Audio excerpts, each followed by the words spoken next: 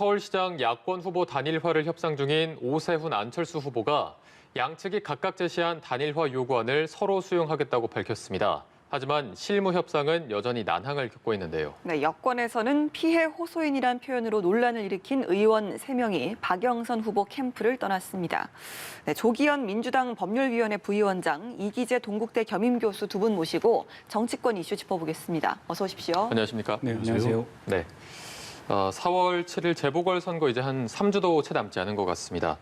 야권의 상황을 저희가 좀 보면요. 어제는 오세훈, 안철수 후보의 양보 경쟁이 또 벌어졌습니다. 이를 두고 서로 정확히 어떤 것을 수용하겠다는 거냐 이런 논란도 벌어졌는데 이 같은 혼란의 배경은 어떻게 보고 계십니까? 글쎄요, 언론에서 대소동이라고 표현을 했던데요. 일단 두 분 다 다음이 없는 정치를 하고 있기 때문에 결국에 양보할 수 없는 단일화를 하고 있다고 봅니다. 그래서 네. 양보를 하겠다고 밝히고 있지만 실제 내심에서는 양보할 의사가 전혀 없는 것이죠. 왜냐하면 이번에 단일 후보가 되지 못하면 향후 정치 행보에 있어서 중대한 장애가 초래되기 때문에 어떻게든 본인이 후보가 돼야 된다는 생각이 가장 앞서 있다고 봅니다. 그래서 어찌 현재도 난항을 겪고 있지만 이후에도 쉽지 않은 과정이 될 것 같다 이렇게 보고 있습니다. 네. 다음이 없는 정치, 양보할 수 없는 상황이라고 평가해 주셨는데 이렇게 좀 혼란이 계속된 이유 어떻게 보시는지요? 우선은 지금 현재 두 후보 간에 박빙이 이제 선거전을 하고 있기 때문에 그렇습니다. 어쨌든 여론조사 질문을 적합도를 물을 것이냐, 경쟁력을 물을 것이냐에 따라서도 한 2, 3%가 출렁거리고 또 유선 전화와 무선 전화의 비율을 어떻게 할 것이냐에 대해서도 역시 그 정도 표 차이가 왔다 갔다 하기 때문에 어떤 오세훈 후보와 안철수 후보의 양 진영 입장에서는 그러니까 여론조사의 룰을 어떻게 합의하느냐에 따라서 결국 살고 죽는 문제가 생기는 거 아닙니까? 예. 그렇기 때문에 이게 양보하기 쉽지 않은 것이다 이렇게 볼 수 있고 그나마도 이제 다행스러운 것은 어쨌든 문재인 정부를 견제하기 위해서 이번에 서울시장을 반드시 선거를 승리로 이끌어야 된다는 야권 지지자들의 열망이 있기 때문에 어떻게든 단일화는 될 것이다. 이런 측면에서 어제 사실 통 큰 양보를 두 후보가 다 하는 네. 그래서 사실 저도 단일화 여론조사를 여러 번 봤지만 두 후보가 전부 다 자기 걸 양보하겠다는 그 메시지를 낸 걸 처음 봤는데 네.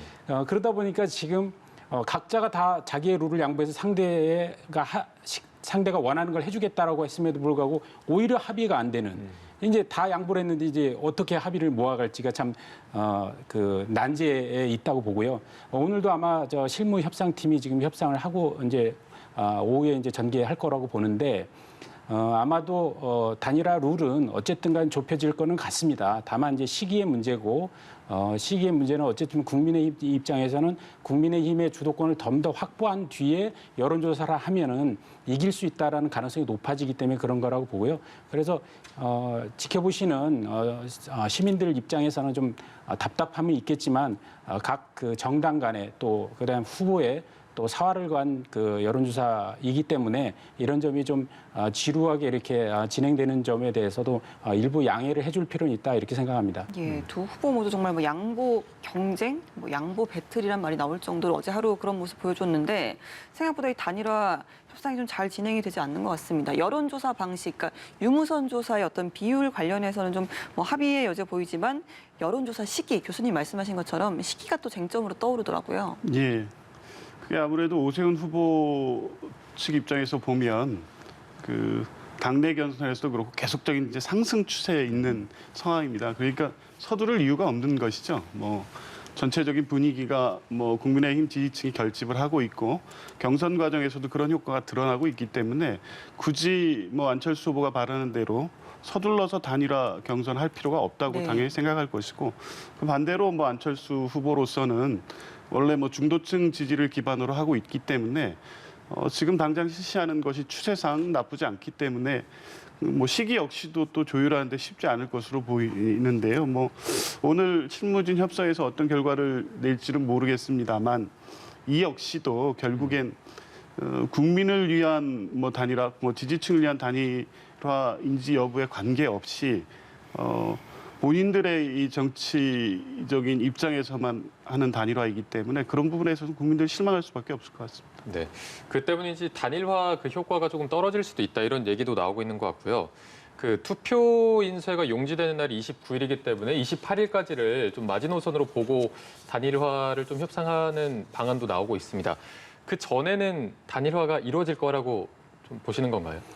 그렇죠. 이제 투표용지에 이제 후보의 이름이 다 들어가고 거기 이제 사퇴라고 이제 찍혀 있지 않으면 유권자 입장에 들어가고 빈 칸에 이제 투표할 가능성이 높죠. 그래서 이게 지난 2010년도에 경기도지사 선거 때 유시민 후보와 심상정 후보가 막판에 이제 단일화에 성공했음에도 불구하고 투표 3일 전에 합의를 하다 보니까 심상정 후보의 그 투표용지 투표를 안에 사퇴가 안 써 있었습니다. 네. 그러다 보니까 거의 한 18만 표가 무효표를 찍었거든요.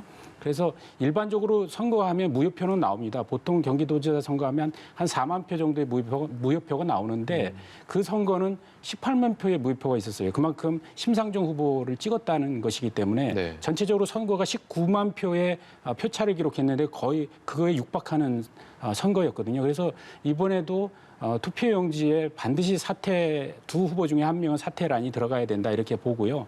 그래서 28일 전에는 단일화를 이룰 것이다라고 생각합니다.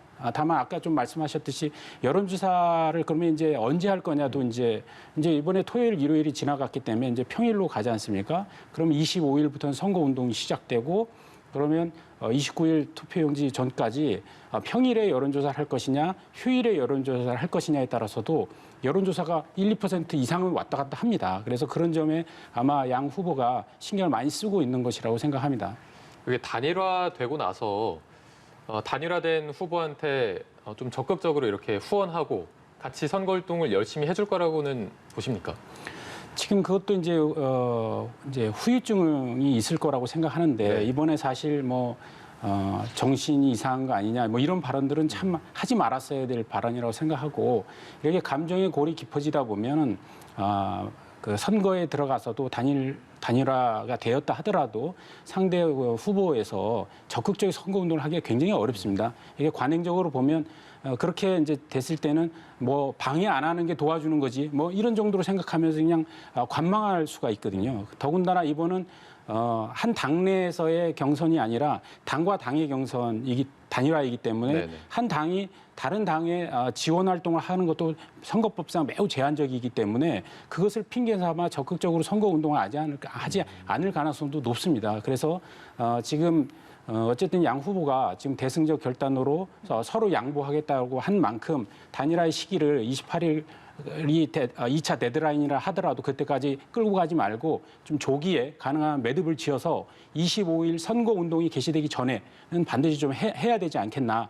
25일 날 선거운동이 개시되면 양 진영에서는 기호 2번, 기호 4번 유세차를 몰고 나와갖고 유세를 하기 시작합니다. 그럼 그 이후에 단일화가 됐다 하더라도 그 감정적인 골이 생겨서 단일화 효과가 반감될 수 있다. 이 점을 충분히 감안해서 단일화 시기를 좀 당겨야 된다고 생각합니다. 네. 두 후보 모두 토론회에서는 이제 상대 후보가 당선이 되더라도 지원을 하겠다라는 입장을 밝혔기 때문에 일단 좀 지켜봐야겠습니다.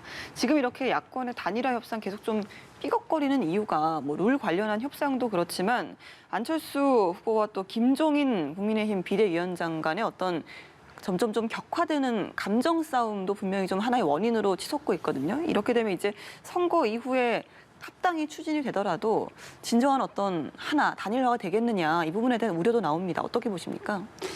예, 먼저 일단 앞에 주제에서 말씀드리면 이제 예. 단일화라는 게 후보 간 단일화가 이루어지면 지지자들 단일화까지 지지층 결합이 이루어져야지 효과가 발생하는데 네. 이미 지금 진행된 경과만을 봐서는 원래도 이제 일부 지지층들은 단일화 후보에 대한 지지를 철회하는 경우가 많은데 그 단일화로 인한 지지층 결합 효과는 이미 상당히 떨어졌다 이렇게 보고요. 네. 저도 깜짝 놀랐는데 김종인 위원장께서 하신 발언을 보고 정신 이런 운운까지 하신 예. 걸 보고 이분들이 단일화라는 게 최소한 어떤 정치적 목적을 같이 하거나 정책적 목표를 같이 하기는 걸 기반하에서 하는 건데 이렇게 신뢰가 없는 분들이 단일화를 했다고 했을 경우에 만약 시정을 하게 된다고 해도 도대체 어떻게 서울시를 이끌 것인지 이게 좀 답답해 보이고요. 합당 제안 역시도 보면 안철수 후보가 이 합당하겠다는 제안을 한 것도 사실은 보면 이 경선 전략 차원인 그런 측면도 있어 보입니다. 왜냐하면 아무래도 뭐 중도 지지층 여론조사를 통해서는 지지율이 높게 나오지만 국민의힘 지지자들 측에서는 지지율이 높지 않을 것이기 때문에 그런 것을 다분히 의식한 발언이었을 것으로 보여져서 이후에 이제 그 단일화 과정에서 뭐 이제 이미 물 건너갔다고 보이긴 하지만 과정을 잘 수습해서 아름다운 경선이 이루어지고 그렇게 된다면 이제 합당 절차도 순조롭게 이루어질 수 있을 것으로 보이지만 현재로서는 합당 자체가 가능할지 이루어진다고 하더라도 화학적 결합이 돼서 상호 간의 시너지가 선거에서 국면에서 나타날지 이 부분에 대해서는 뭐 쉽지 않을 것으로 봅니다. 합당 자체에 대한 좀 의구심도 예. 있으신 것 같고요. 결국에는 지금 단일화 혼란 사태에 대해서 책임론까지 나오고 있습니다. 김종인 비상대책위원장에 대해서 김무성, 이재호 전 의원이 굉장히 강하게 또 비판을 했고 물러나야 된다 이런 목소리도 나오고 있어서 이 같은 일각의 목소리는 어떻게 해석하고 계십니까? 우선 야권 내에서 그러니까 국민의힘 내에서 그 김종인 위원장에 대한 불만의 목소리가 실제 높아지고 있는 건 사실입니다. 왜냐하면은 그 단일화라는 건 사실 후보 간에 아주 첨예한 대립이 있는 거 아닙니까? 후보 당사자가 가장 열망하는 부분이 단일화의 승리이기 때문에 그래서 사실은 후보들끼리 삐걱거릴 때 오히려 정당에서 당 대표나 그다음에 당의 중진들이 대승적 차원의 결단을 요구하고 감정에 고립하지 않도록 노력해줘야 합니다. 그런데 이번에는 오히려 거꾸로 오히려 오세훈 후보는 당당하게 단일화에 응하면서도 근데 오히려 당 지도부가 단일화에 대해 후보보다는 더 국민의힘의 승리에 대해 집착하는 모습을 보이면서 결국 야권 승리를 열망하는 국민의 마음에 좀 멀어져 있는 것이 아니냐 이런 이제 비판이 지금 제기되고 있는 것이라고 보고요. 저는 그거는 이제 앞으로 김종인 위원장이 거취를 두고 여러 가지 이야기가 나오는 것이다. 왜냐하면은 김종인 위원장은 이번에 보궐선거의 승패와 무관하게 본인은 이제 물러나겠다라고 얘기했지만 국민의힘 내부에서는 이번 선거를 승리하고 나서 오히려 김종인 위원장의 당내의 어떤 역학적 관계에서 힘이 더 강화될 것이다라고 전망하는 사람도 있거든요. 그래서 김종인 위원장 같은 경우는 야권의 승리, 즉 4번에 뭐 안철수 후보가 승리하는 건 아무 의미가 없습니다. 왜냐하면 본인의 실패이기 때문에 본인은 물러나야 할 것이기 때문에 무조건 오세훈 후보의 승리를 위해서 해야 되기 때문에 야권 승리를 해야 되느냐, 국민의힘 승리를 해야 되느냐 이 문제를 가진 시각 차이이고 그것은 현재 선거 이후의 정계 개편 과정에서까지 연결되어 있다. 이런 분석을 할 수 있기 때문에 이 문제가 단순하게 이렇게 국민의힘 내부의 일부 목소리로만 보기에는 훨씬 더 깊이 있는 분석과 전망을 해볼 필요가 있다 이렇게 생각합니다. 예, 각자의 좀 셈법이 조금씩은 다른 야권 이야기를 좀 해봤고요. 여권 이야기를 좀 해보겠습니다. 박영선 후보 캠프, 박원순 전 서울시장 성희롱 피해자를 피해 호손이라는 표현을 불러서 논란이 됐던 의원 3명이 이제 캠프에서 물러났습니다. 자, 지금까지의 흐름을 보셨을 때 지금에도 물러난 거 잘한 결정이라고 보시는지요? 네, 그렇습니다. 뭐 피해자께서 나오셔서 직접 그간의 고통과 어려운 심경을 밝히셨고 당연히 그 부분에 대한 공감을 하고 최소한의 책임 있는 자세를 보일 필요가 있었고요. 그거에 대한 응답이라고 보여집니다. 단순히 뭐 선거 캠프 직을 사퇴하는 것에 그칠 것만은 아니고 후보께서도 이때 밝히셨지만 이후에도 피해자가 더 이상 이 사건으로 인해서 고통받지 않고 일상으로 회복할 수 있는 방법이 있다면 그에 대해서도 역할을 하실 것으로 보고 당도 같이 그런 노력을 해야 된다고 봅니다. 네. 추가로 박 후보의 좀 움직임을 보자면 바로 이어서 재난 위로금 카드를 꺼내 들었습니다. 이걸로 어떤 국면 전환에 나선 거다 이런 평가도 나오고 있는데 좀 어떻게 보고 계십니까?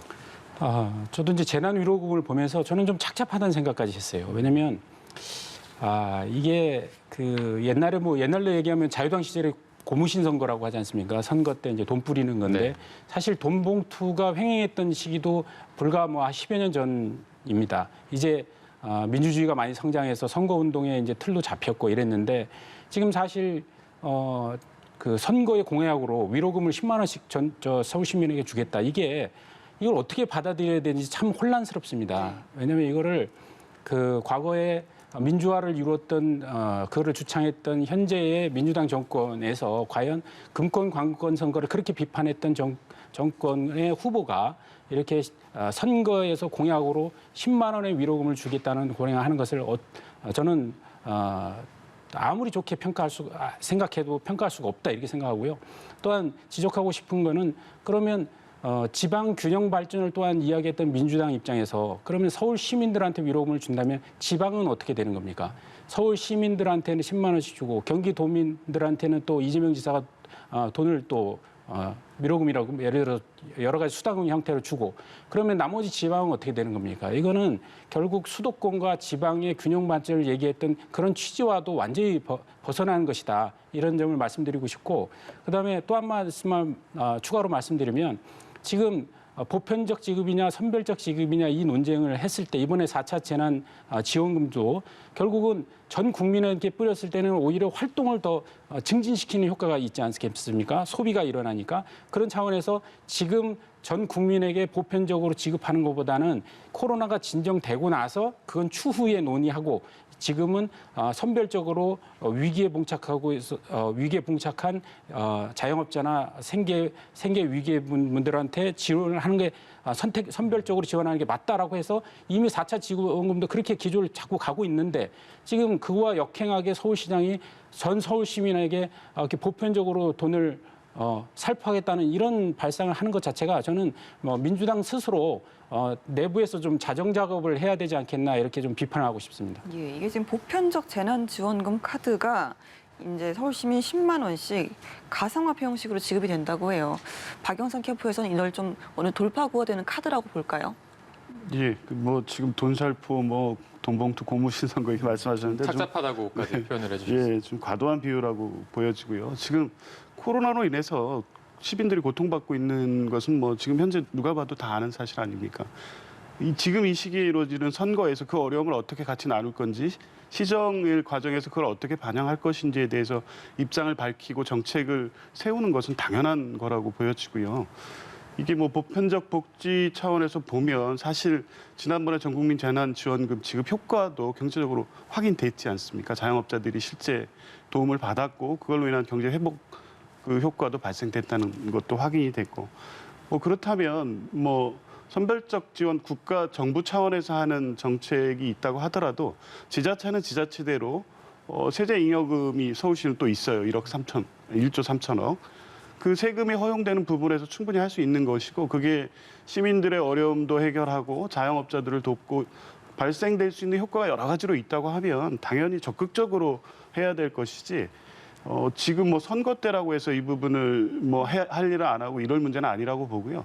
그리고 시민들이 뭐 10만 원씩을 지급했다고 해서 안 찍을 뿐이 찍거나 이런 정도의 유권자 의식은 아니라고 보여지기 때문에 이 자체를 시민들께서도 합리적으로 판단하셔서 이 정책적 효과가 있는지 정말 지금 말씀하시는 정도로 몇 표 정도로 판단해서 오히려 비판할지는 한번 결과를 보시면 될 것 같습니다. 알겠습니다.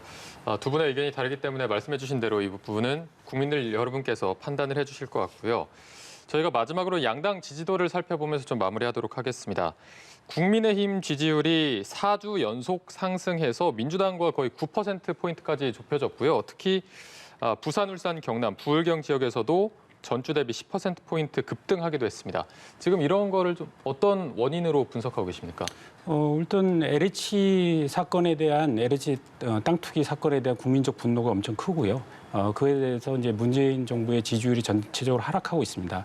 그래서 저는 이제 이번 여론조사 갤럽 여론조사를 보면서 주목해야 될 점이 첫 번째는 우선은 국민의힘 지지율이 4주 연속 점진적으로 계속 상승하고 있다는 점. 그래서 어떤 이제 여론이 이제 계속 추세를 보는 게 중요한데 추세상 상승한다는 것 첫 번째가 있고요. 두 번째는 서울과 PK의 여론조사를 보면 국민의힘이 민주당을 2%에서 한 3% 정도 앞섰습니다. 전체적으로는 역시 민주당에게 밀리고 있지만 서울과 부산 지금 선거전이 이제 전개되고 있는 곳에서 국민의힘이 민주당 여론조사를 이기고 있다는 점을 이제 주목할 수가 있을 것 같고, 근데 세 번째는 그 지지율을 다 합친다 하더라도 한 50%, 58% 정도밖에 안 되지 않습니까? 그런데 방금 그 데이터에서는 안 나오고 있지만 정부 여당을 이번 선거에서 지원하기 위해서 당선시켜야 된다는 것과 문재인 정부를 견제하기 위해서 야당을 당선시켜야 된다는 비율이 36대 50입니다. 즉 야당을 이번에 문재인 정부 견제해야 된다는 비중이 즉 결국 36% 50%는 86%인데 그 정당에 대해서는 의사 표현을 많이 안 하고 있습니다. 그래서 무응답층이 한 25% 나오는데 결국 이번 선거의 성격 그리고 이번 선거에 정부에 대해서 지원해야 되냐 견제해야 되냐 할 때 견제가 압도적으로 높다는 점, 이런 점이 아무래도 주목할 여론조사의 이번 데이터인 것 같습니다. 네, 지금 민주당 입장에서는 격차가 계속 좁혀지고 있거든요. 어떻게 분석하고 있을까요? 예, 뭐 원래 최근에 제기된 이슈가 아니더라도 선거 시기가 되면 지지층 결집들이 일어나기 때문에 뭐 좁혀질 거라는 것은 예측이 된 거였는데, 뭐 게다가 이제 LH 사태 같은 경우가 국민들의 공분이 있으시고 정부로서는 뭐 무한 책임이라는 게 있기 때문에 당연히 그거에 대한 실망감들이 현재 여론조사에서는 반영돼 있는 것 같습니다. 근데 어쨌든 이게 이 정부의 문제거나 우리 지금 정부를 구성하고 있는 분들의 문제가 아니라 구조적으로 오랫동안 되었던 관행에서 발생된 불법이라는 부분이 어느 정도 드러나고 있고, 그거에 대해서 이 정부가 단호하게 뿌리 뽑겠다라는 의지를 가지고 해결을 해 나가고 있기 때문에 이런 부분들이 선거 과정에서 좀 국민들이 보시면 평가해 주실 거로 보고, 뭐 차츰 이제 지지율은 어쨌든 그 같이 뭐 거의 같은 상황에서 근소한 결과로 뭐 선거 결과는 갈릴 것으로 보기 때문에 이후 과정에서 뭐 충분히 지지율의 어떤 추세는 달라질 수 있다, 이렇게 보고 있습니다. 알겠습니다. 두 분 말씀 여기까지 듣겠습니다. 4.7 재보궐선거 앞두고 정치권 이슈, 조기현 민주당 법률위원회 부위원장 그리고 이기재 동국대 겸임교수와 함께 짚어봤습니다. 고맙습니다. 고맙습니다.